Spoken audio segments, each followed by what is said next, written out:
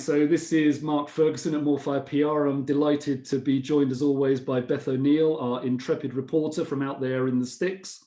So hi Beth, nice to see you again. Thanks for having me, Mark. So listen, today we're going to be talking about press releases. Now you're relatively new to the profession and I know that you've been working away in this kind of area. So tell me a little bit about your experience of press releases, news releases, perhaps what's been recently thrown at you.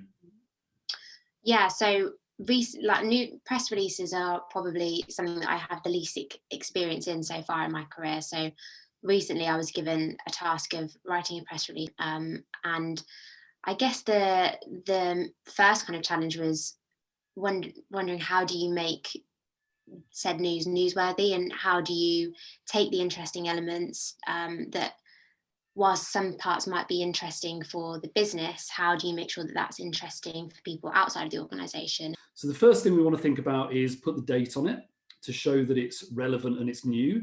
If you're sending an email, that's not so much of an issue because of course it's time-stamped anyway. The next thing that we have on our sheet of A4 paper, if you like, is the headline. Now, a lot of people try and get really super fancy with headlines and clever with wordplay and stuff like that. My suggestion would be just keep it factual and to the point. Explain what your story is about. So if it's a new appointment of a senior figure at an organization, just simply say that so-and-so new appointment at this organization. Then we get into the body, the text of this thing. We're going to have an introductory paragraph that is going to summarize essentially the entire story. And then to carry on from that, the body of this text, we've got to address these key criteria of any story. And they are the who, what, why, where, and when. If it helps you when you're writing these things out, you can even just actually put those words down and use them as little subhead guides for the story. You mentioned as well as about the audience and trying to convince the client to look at this material objectively from their point of view. The audience is all important, and we've always got to try and put ourselves in their shoes, the readership, the viewership, whoever it might be, and think to ourselves these two key things. So what, and what's in it for me? Okay, those are the actual vital psychological drivers of any story. And then you also mentioned newsworthiness. So what is newsworthy? How do we break that down and put it together?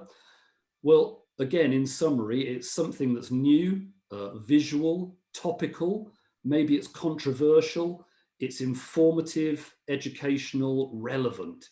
So all of those words start making us think, is what I'm trying to tell somebody about really new? If it happened 6 months ago, if it's very low key, if it's very humdrum and has been done before, it's probably not the most newsworthy thing before.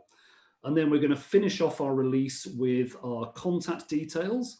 Hilariously, I've seen a number of news releases when I was editing over the years where people have forgotten to include any way of getting back in touch with them. And then another thing that's happening more and more now is going back to the visual element. We want to try and include a picture if we can. Some organizations now are incorporating video clips into their news releases. And the pictures, very, very simply, if you're sending this by email, make it a JPEG attachment and don't make it any bigger than 1 to 2 megabytes. If you send a journalist a 15 megabyte picture that crams up their inbox, they're not necessarily going to thank you.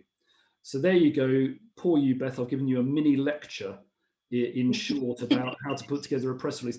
So going back to your experience, does any of that kind of resonate with the sort of stuff that you went through? You mentioned about maybe the client, they sort of like have a slightly different way of doing things when you present them with this? Yeah, so I mean, in what was quite helpful in the first place was the client kind of sent me like a really long document about all the kind of key things that they thought were interesting, and a lot of it is very subjective, I guess, sort of things that you are nice to hear but probably not that relevant to the story. And it was then kind of, I think the client, it was also quite shocked in terms of how brief the press release was, and how much of it I hadn't included, and trying to kind of talk through my reasoning for including certain things over others, having that bit of back and forth, so listening to their kind of responses, kind of getting the timing right in terms of getting that out quickly, whilst also being happy with the finished product at the end of it. Yeah, and I think that's really interesting, that balancing the client expectations with the material that we know is tried and tested, and those kind of approaches that work with journalists and editors. So, I mean, that's a very good point. The word length for these kinds of things, more often than not, you're looking at something in the region of about 250 words, depending on the kind of publication that you are targeting. And we've got to remember as well that it's not always just news sections that we're looking at. We could be trying to send information out for features or shorter pieces for new appointments. I mentioned to you before this my experience as an editor of like some of the world's worst news releases that I'd ever received. And this might not be something that you've come across, but not everyone is very good at doing this kind of stuff. The one that really sticks in my mind, which, so I suppose it kind of like, maybe it makes it effective in some shape or form, I don't know, but I got a very oddly shaped package through in the mail with something quite bulky in it. Opened it up and it was a press release, and it was clipped to a coat hanger, and it had a sticker on the coat hanger saying, "Please don't leave this press release hanging around." You know, I mean, and I think I had a wall of shame in one of my editorial offices of like really, really bad press releases. The good thing is, though, is that when this stuff works, it really can pay off. I sent out a news release en masse, admittedly, a little earlier today. And I had a telephone call quickly after, and it was from an editor at a newspaper up in the north of England. And she was like the nicest lady I've ever met. She'd actually taken the time to read the story. She had a couple of questions about it. And actually, after we talked it through and what this client had to offer, in the end, she's not going to use that story. She wants me to send another story that I'm working on for them that, again, is a bit more relevant to the kind of readership that they've got.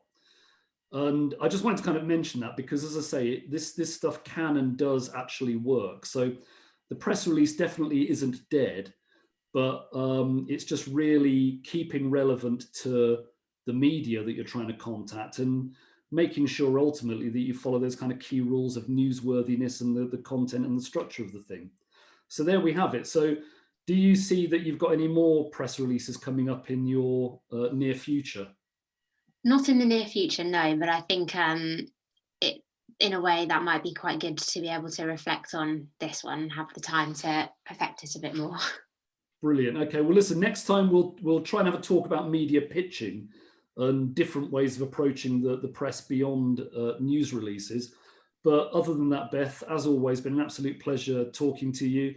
I hope you have a fantastic remainder of the week, and look forward to catching up again soon. Thank you, you too.